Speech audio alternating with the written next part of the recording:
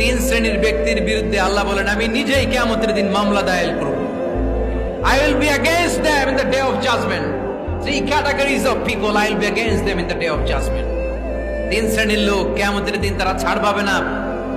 আল্লাহ বলেন আমি নিজেই তাদের বিরুদ্ধে মামলা দায়ের করব। এর মধ্যে এক শ্রেণীর লোক হচ্ছে রাজুলুন ইস্তাআজারা জিরান ফাস্তাউফা মিনহু ওয়া লাম ইউতি আজরা।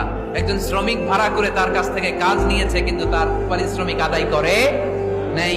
এরকম আছে না নাই? দাপট দেখায় ইউনিভার্সিটির ক্যান্টিন গুলোতে। ইউনিভার্সিটির ক্যান্টিনে যে খায় মাগার বিল দেয় না, এরকম টাকায় দাসরা নাই। চায়ের দোকানে চা খায় আগে পরে দিমু, বিল দেয় না, আছে না নাই?